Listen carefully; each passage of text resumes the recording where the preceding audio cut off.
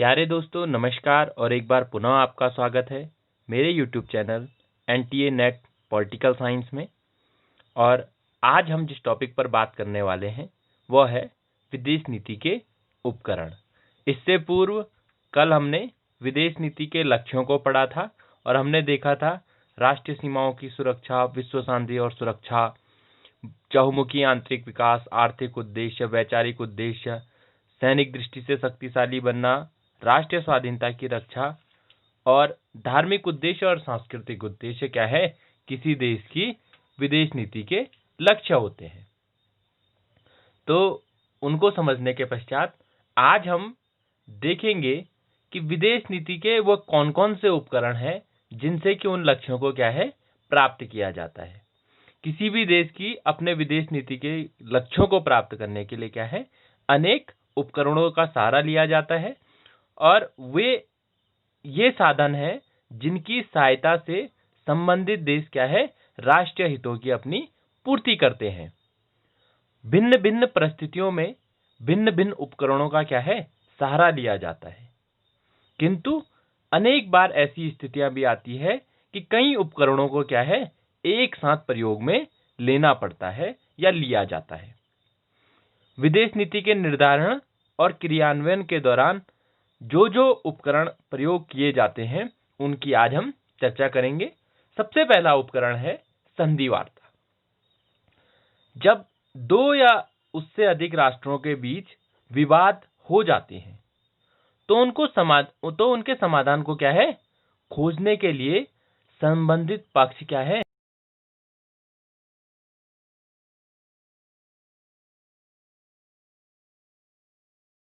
प्रतिनिधि विचार विमर्श करते हैं। वे विचार विमर्श इसलिए करते हैं ताकि किन्हीं निर्णयों पर पहुंचकर विवाद के समाधान के रूप में संधि की जा सके। यानी कि संधि वार्ता और संधि जो अभी आने वाला है उनमें क्या है अंतर है। ये जो संधि वार्ताएं हैं कभी कभार क्या है कई दिनों व महीनों तक क्या है चलती रहती है और अनेक बार तो विभिन्न चरणों में भी होती है। इन संधि वार्ताओं के बाद जरूरी नहीं है कि विवाद के समाधान के रूप में संधि हो ही जाए। कई बार ऐसा भी होता है कि संधि वार्ता क्या है असफल हो जाती है। कई बार संधि वार्ताएं गुप्त होती है और कई बार संधि वार्ताएं खुले रूप में भी होती है। उदाहरण स्वरूप अभी भारत चाइना बॉर्डर डिस्प्यूट चल रहा है, तो आप देख रहे होंगे कि 8वें दौर की क्या है संधि वार्ताएं चल चुकी है। कभी गृह मंत्री स्तर पर चल रही है, कभी सैन्य कमांडर स्तर पर चल रही है। तो क्या है अलग अलग दौर की वार्ताएं चल रही है और खुली तौर पर चल रही है, गुप्त वार्ताएं नहीं चल रही है। तो और क्या है इससे पूर्व भी क्या है कई दौर की वार्ताएं भारत चीन बॉर्डर डिस्प्यूट को लेकर हो चुकी है। वर्तमान में जो इससे पूर्व डोकलाम का जो विवाद हुआ था उस दौरान भी कई दौर की वार्ताएं चली थी और क्या है वो वार्ताएं सफल भी हुई थी, किंतु पुनः जो लद्दाख क्षेत्र है वहां पेंगोंग झील को लेकर क्या है दोबारा भारत चीन बॉर्डर डिस्प्यूट चल रहा है और उसकी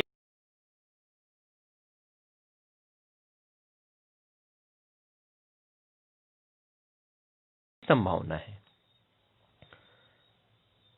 इन वार्ताओं के अंतर्गत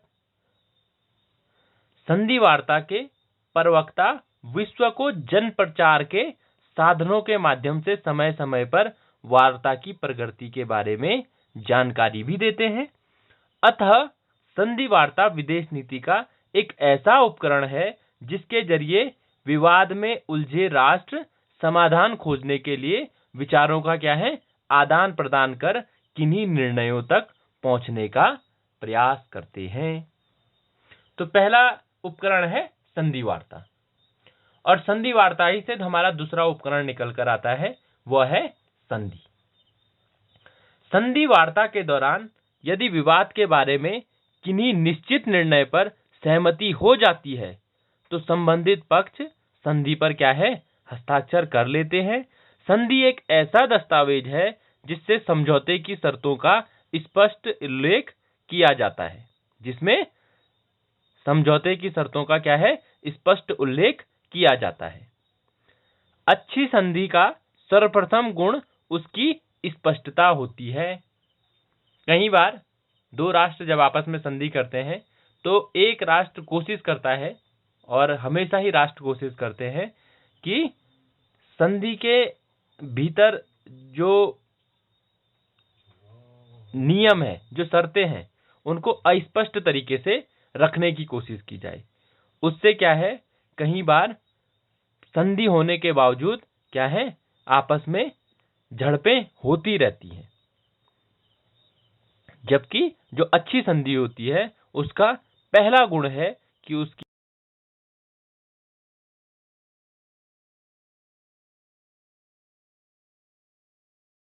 मतभेदों की क्या न हो, गुंजाइश न रहे। प्राचीन काल से ही विभिन्न राष्ट्र संधि करते आए हैं। प्रथम विश्व युद्ध के बाद की गई वर्साय की संधि विदेश नीति के उपकरण के रूप में एक क्या है, अच्छा उदाहरण हो सकता है। इसके अतिरिक्त 1815 में वियना की संधि, कई प्रकार की संधि आपने सुनी होगी, पेरिस संधि, जिनेवा संधि, कई प्रकार की संधियों को आपने विश्व स्तर पर सुना होगा। और भारत पाकिस्तान युद्धों और भारत चाइना युद्ध को लेकर भी क्या है, कुछ संधियां हुई है, जैसे शिमला समझौता है। इसके अतिरिक्त भारत एक समझौता रूस में भी हुआ था, अभी मुझे नाम याद नहीं आ रहा है। चलिए कोई नहीं, पर क्या है, संधियां होती रहती है। उसके पश्चात तीसरा जो उपकरण है वह है क्षेत्रीय सुरक्षा संधि। क्षेत्रीय सुरक्षा संधि से अर्थ अनेक बार क्या है, विश्व के किसी कोने के देश क्षेत्रीय सुरक्षा के दृष्टिकोण से क्या है, संधि करते हैं। यह संधि उनकी विदेश नीतियों के उपकरण का कार्य करती है। इस क्षेत्रीय सुरक्षा संधि के जरिए क्षेत्र विशेष के देश जहां एक और आपस में सहयोग करते हैं, वहीं दूसरी ओर क्या है, बाहरी खतरे के समय एकजुट होकर उनका सामना करने की भी कोशिश करते हैं। द्वितीय विश्व युद्ध के बाद अमेरिका ने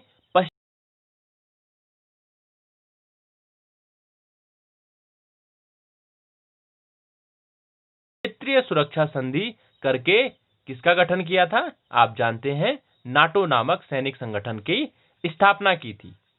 और इसी प्रकार सोवियत संघ ने पूर्वी यूरोप के देशों को अपने साथ लेकर पूंजीवादी खतरे का मुकाबला करने के लिए क्या किसका समझौता किया था, वार्सा पैक्ट की संधि की थी। सेंटो, सियोटो आदि क्या है, संगठनों की स्थापना भी क्षेत्रीय सुरक्षा संधियों के द्वारा हुई है। तो ये क्या है, ये जो संधियां हैं क्षेत्रीय आधार पर होती है। सार्क, आसियान, ये भले ही अलग अलग मुद्दों को लेकर हुई हो, पर सार्क भी क्या है, आपस में एक गुट है, और इसमें सार्क के जो सदस्य है आपस में संधि के माध्यम से क्या है, क्षेत्रीय सुरक्षा की दृष्टि से ये संधियां की गई है। उसके पश्चात चौथा जो उपकरण है वो है आर्थिक सहयोग संगठनों की स्थापना। विदेश नीति के उपकरण के रूप में आर्थिक सहयोग संगठन का प्रयोग भी किया जाता है। किन्हीं समान हितों से प्रेरित होकर कुछ देश ऐसा आर्थिक संगठन बना लेते हैं।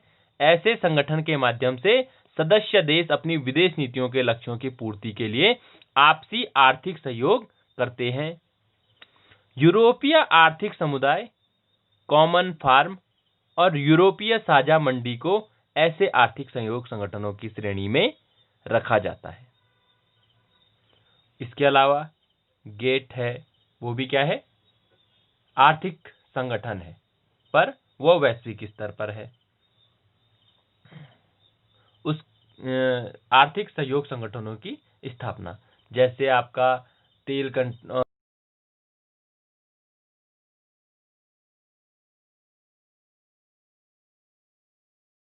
संघ है। तो अलग अलग प्रकार से क्या है, आर्थिक संगठनों के माध्यम से भी क्या है, विदेश नीति का संचालन किया जाता है। और विदेश नीति के यह क्या है, विदेश नीति निर्मित करने का उपकरण आर्थिक सहयोग संगठनों की स्थापना भी है। उसके पश्चात एक उपकरण है युद्ध। अनेक देश युद्ध को अपनी विदेश नीति के उपकरण के रूप में क्या है, इस्तेमाल करते हैं। इसके अंतर्गत युद्ध की धमकी देना, युद्ध लड़ना और शत्रु देश द्वारा आक्रमण करने पर उसके साथ युद्ध लड़ना सम्मिलित है। युद्ध के द्वारा संबंधित पक्ष अपनी विदेश नीति के लक्ष्यों को पूरा करने के प्रयास में लगे रहते हैं। युद्ध की दृष्टि से सदैव तैयार रहने के लिए राष्ट्र सैनिक तैयारियां करते हैं और असीमित व्यय क्या है, इन सैनिक तैयारियों पर करते हैं। कुछ राष्ट्र तो विवादों के समाधान के लिए अन्य शांतिपूर्ण उपायों के बजाय युद्ध को ही क्या है, प्राथमिकता देते हैं। आपने उत्तर कोरिया राष्ट्र सुना होगा, चाइना को आप देखते हैं, इसके अलावा इजराइल को आप देखते हैं। तो छोटी छोटी घटनाओं पर क्या है, युद्ध की धमकी इन राष्ट्रों से हमको सुनने को मिलती रहती है। मसलन भारत को पड़ोसी देश पाकिस्तान, जो अपनी विदेश नीति की महत्वाकांक्षाओं को पूरा करने के लिए भारत पर 1947, 1965, 1971 और 1999 क्या है, चार बार क्या है, सैनिक आक्रमण कर चुका है। भले ही उसे चारों बार क्या है, मुंह की खानी पड़ी है और हार का मुंह देखना पड़ा है।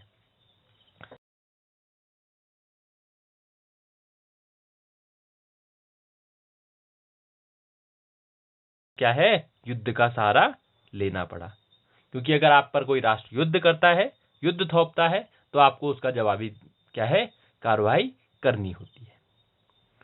इस प्रकार युद्ध विदेश नीति के उपकरण के रूप में इस्तेमाल किए जाते रहे हैं और किए जाते हैं। आज स्थिति यह है कि युद्ध लड़ना पड़े या नहीं, किंतु विश्व के समस्त राष्ट्र क्या है, युद्ध के संभावित खतरे से आशंकित रहते हैं और सैनिक तैयारियां क्या है, अवश्य करते हैं। आप जानते हैं भारत का हर साल आप जब बजट आता है तो आप बजट में सुनते होंगे कि बजट का क्या है, लगभग 8-10% जो खर्चा है जीडीपी का, वह कहीं ना कहीं सैनिक तैयारियों के लिए चला जाता है, सैन्य साजो सामान के लिए। क्यों? क्योंकि भले ही भारत अभी कोई युद्ध न लड़ रहा हो, पर क्या है, युद्ध के लिए तैयार रहना पड़ता है। तो ये 5 तत्व हुए।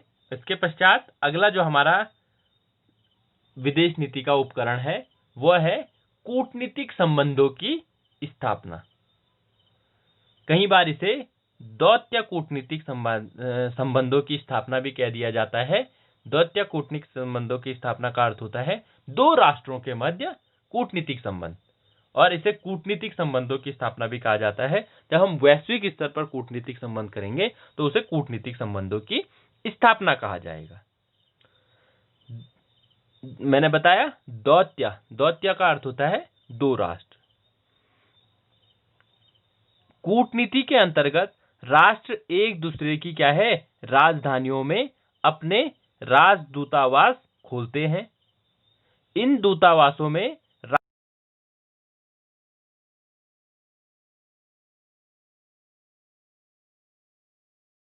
स्थापना में ये कूटनीतिक अधिकारी क्या है, सहायक और माध्यम की भूमिका क्या है, अदा करते हैं। आधुनिक विश्व की अंतर्निर्भरता को देखते हुए विदेश नीति के उपकरण के रूप में अन्य राष्ट्रों के बीच दौत्य कूटनीतिक संबंधों की स्थापना का महत्व दिनों दिन बढ़ता ही जा रहा है। कूटनीति के क्या है, जब राजदूत भेजते हैं, वहां से किस प्रकार उन देशों के साथ संबंधों को और मधुर किया जा सकता है, उस संबंध में क्या है, राजदूत वहां रहकर, उस देश में रहकर यहाँ के जो लोग हैं उस देश में रह रहे हैं, उनकी सुख सुविधाओं के लिए, या कैसे वहां अपने जो राष्ट्रीय हित हैं उनको पूरा किया जा सकता है, इस संबंध में जानकारी देते रहते हैं। उसके पश्चात जो अगला तथ्य है वह है नवोदित देशों को मान्यता देना। नई सरकारों और नवोदित देशों को मान्यता देना भी क्या है, विदेश नीति का एक प्रमुख उपकरण है। द्वितीय विश्व युद्ध के बाद अनेक अफ्रो एशियाई और लैटिन अमेरिकी देशों का औपनिवेशिक शासन की दास्ता के पंजे से क्या हुए, स्वतंत्र हुए और नवोदित देश के रूप में क्या है, इनका उदय हुआ। तत्कालीन स्वतंत्र देशों ने उन नवोदित देशों को क्या है कि जो उनकी नई सरकार थी उनको क्या किया, मान्यता दी। इस मान्यता के बाद ही मान्यता देने वाले तथा मान्यता प्राप्त करने वाले देशों के बीच कूटनीतिक संबंध क्या है, स्थापित हुए। कभी कभी मान्यता का प्रश्न नवोदित देश और नई सरकारों के लिए विदेश नीति में अत्यंत ही जटिल परिस्थितियां क्या करती।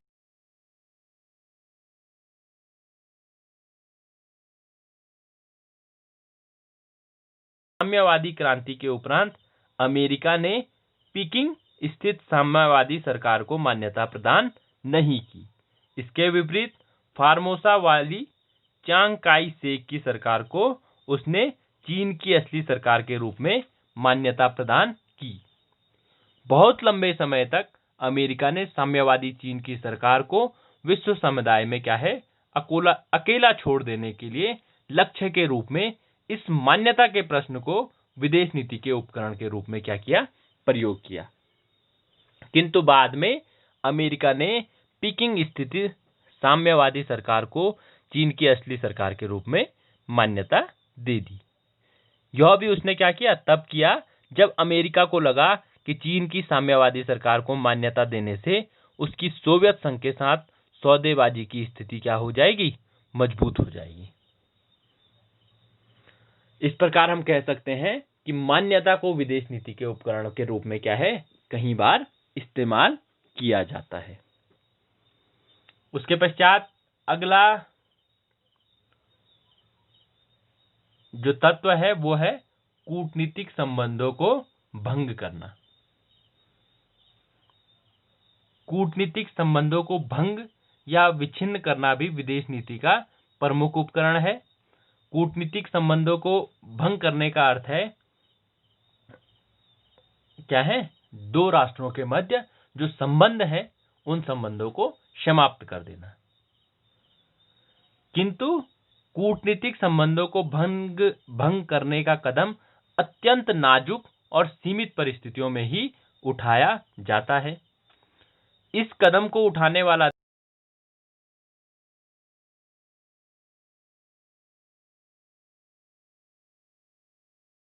कि अगर किसी देश से क्या है, आप नाराज हैं तो उसके साथ कूटनीतिक संबंधों को बंद कर देते हैं ताकि आप अपना विरोध जता सकें। कूटनीतिक संबंध को भंग करने के अंतर्गत दोनों देश क्या है, एक दूसरे की राजधानियों से अपने राजदूत क्या है, वापस बुला लेते हैं और राजदूतावास हटा लेते हैं। इसका प्रभाव क्या पड़ता है? इसका प्रभाव यह पड़ता है कि दोनों देशों के बीच बातचीत का एक प्रमुख माध्यम नहीं रहता है। इसके अभाव में मजबूरीवश संबंधित राष्ट्र क्या है, किसी तीसरे देश की मध्यस्थता का आश्रय लेते हैं। इससे स्पष्ट है कि कूटनीतिक संबंधों के अभाव में दोनों देशों को बातचीत प्रारंभ करने के लिए अनेक अड़चनें क्या है, उठानी पड़ती है। एक बार कूटनीतिक संबंध विच्छेद कर पुनः स्थापित तभी होते हैं जब संबंध देशों में विवाद के प्रति थोड़ी क्या है, सहमति हो जाए। जब संबंधित देशों में विवाद के प्रति क्या हो जाए, थोड़ी सहमति हो जाए तो संबंधों को क्या है, दोबारा से स्थापित भी किया जाता है। सोवियत संघ ने इजराइल के साथ कूटनीतिक संबंध विच्छेद इसलिए किए ताकि अरब देशों के साथ घनिष्ठ संबंध स्थापित करके वो अपने स्थूल राष्ट्रीय हितों की क्या है, पूर्ति कर सके। अर्थात सोवियत संघ ने इजराइल के साथ कूटनीतिक संबंधों को तोड़कर उसका विदेश नीति के एक उपकरण के रूप में क्या किया, इस्तेमाल किया। इसके अतिरिक्त जब 1962 में चीन ने भारत पर सैनिक हमला किया तो दोनों देशों ने अपने राजदूत स्वदेश बुला लिए। अर्थात इस कदम के द्वारा दोनों ने एक दूसरे के प्रति क्या की, नाराजगी और विरोध जाहिर किया।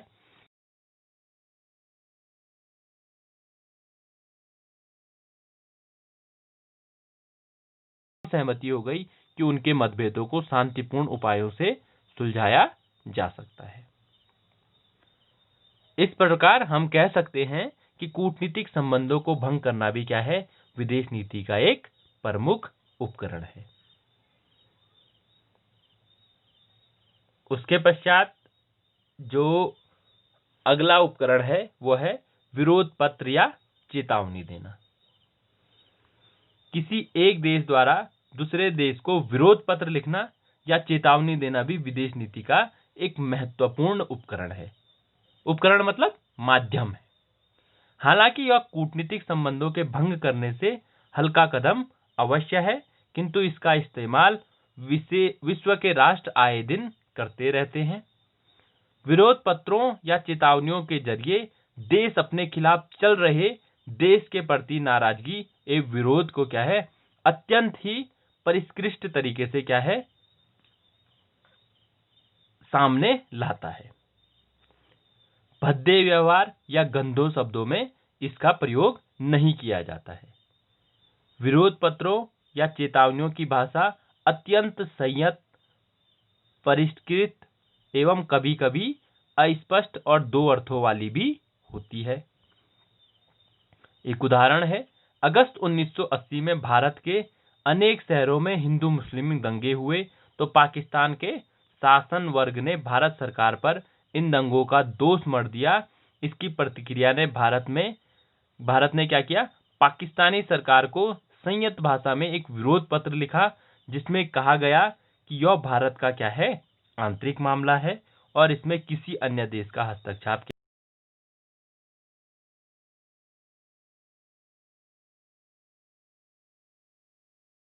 ने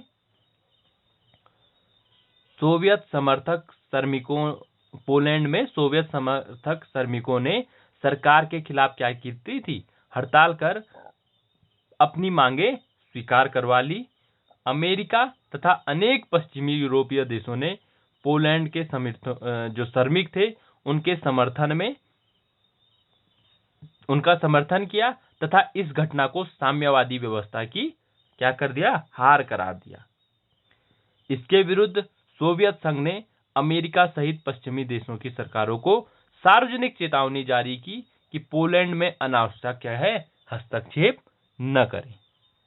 चेतावनी में उसने यह भी कहा कि सोवियत संघ पोलैंड में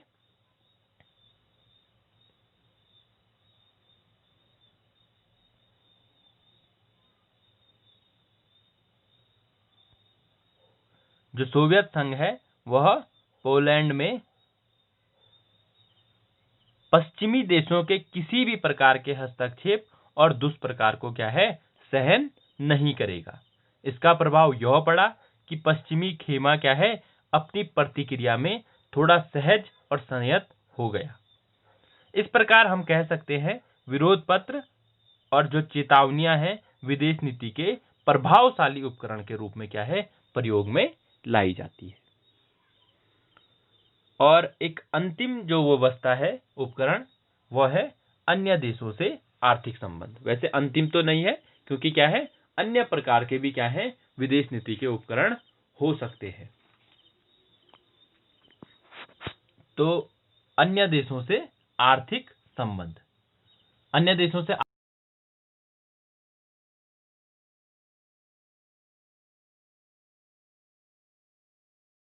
विदेश नीति को निर्मित करता है और विदेश नीति का उपकरण के रूप में प्रयोग करता है।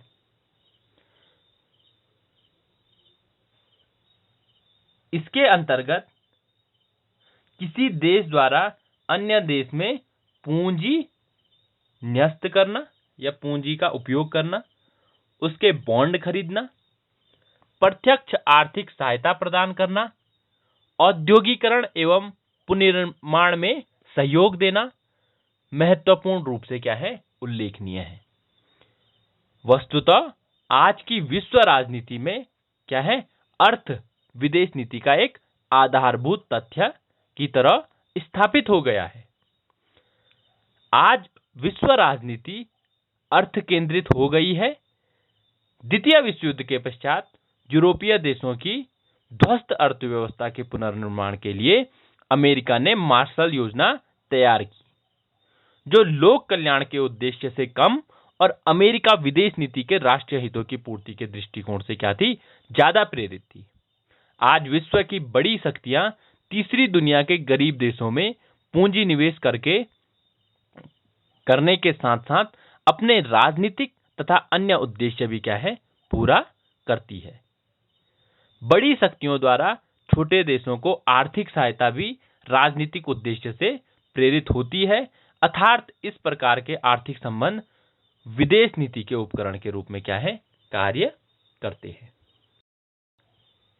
इसके अतिरिक्त विदेश नीति के 3 अन्य उपकरण भी हैं, जो हैं अन्य देशों के साथ सांस्कृतिक, वैज्ञानिक, शैक्षणिक आदि संबंध। तो इनको बड़ा शॉर्ट में मैं बता देता हूं आपको। अन्य देशों के साथ सांस्कृतिक संबंध का अर्थ है सांस्कृतिक संबंध।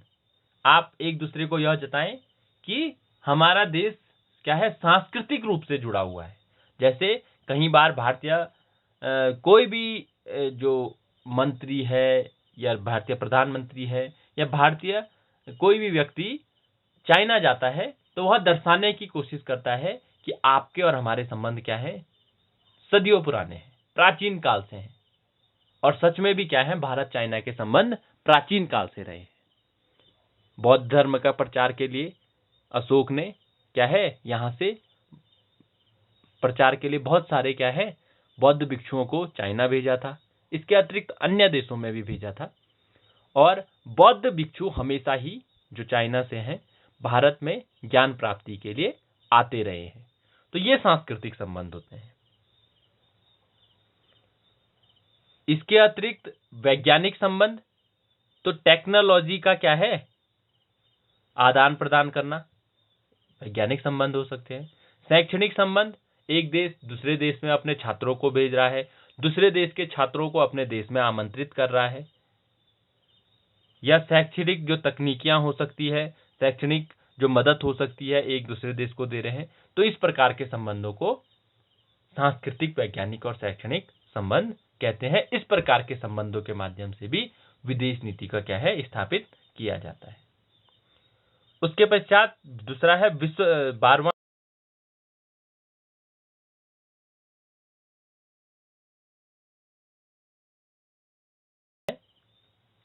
इसके लिए जब भी किसी विश्व संगठन के निर्माण का प्रस्ताव आता है तो एक बहुत बड़ी संख्या में राष्ट्र उसके सदस्य बनने को क्या है, तैयार हो जाते हैं। विश्व संगठन विश्व शांति और सुरक्षा बनाए रखने के साथ साथ सदस्य राष्ट्रों में आपसी विवादों का हल भी ढूंढने का प्रयास करते हैं। सदस्य राष्ट्र स्वयं विवाद की स्थिति में विश्व संगठन के माध्यम से संगठन का क्या है, इस्तेमाल करते हैं। जब 1947 में पाकिस्तान ने भारत के कश्मीर राज्य पर अपना दावा पेश किया तो भारत ने संयुक्त राष्ट्र संघ जैसे विशाल संगठन को इस विवाद का हल ढूंढने के लिए कहा था, भले ही वो क्या थी, भारत की एक बहुत बड़ी भूल थी। इस प्रकार अरब देश इजराइल अधिकृत भूमि को उससे खाली करवाने के लिए अनेक बार संयुक्त राष्ट्र संघ की महासभा में इसके लिए प्रस्ताव पारित करवा चुका है।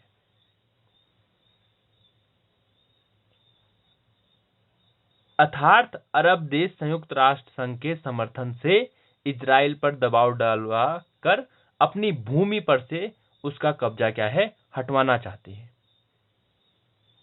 इस प्रकार कहा जा सकता है कि राष्ट्र विश्व संगठन का विदेश नीति के उपकरण के रूप में क्या है, इस्तेमाल करते हैं। और अंतिम है गुप्तचर विभाग। विज्ञान और टेक्नोलॉजी के बढ़ते चरणों के इस आधुनिक युग में ज्ञान का महत्व क्या है, दिनों दिन बढ़ता जा रहा है। किसी भी देश का गुप्तचर विभाग अन्य देशों में हो रहे घटनाक्रम की क्या है, जानकारी रखता है तथा संकटकालीन स्थिति में गुप्तचर विभाग अपनी सरकार को उस संकट के बारे में क्या है, प्रामाणिक एवं विश्वसनीय जानकारी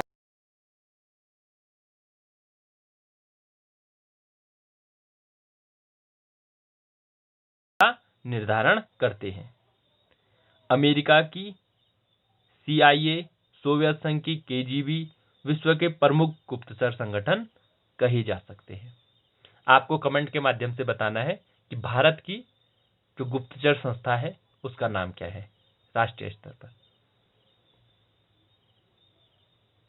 ये खुफिया संगठन कभी कभी अन्य देशों में षड्यंत्र कर विरोधी शासन का तख्तापलट भी करते हैं।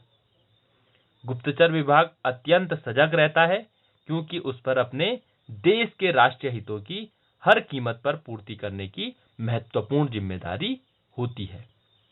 इस कारण गुप्तचर विभाग का जो विदेश नीति निर्धारकों के लिए आंख और कान जैसा क्या है, महत्व है। गुप्तचर विभाग विदेश नीति में आंख और कान जैसा महत्व रखता है।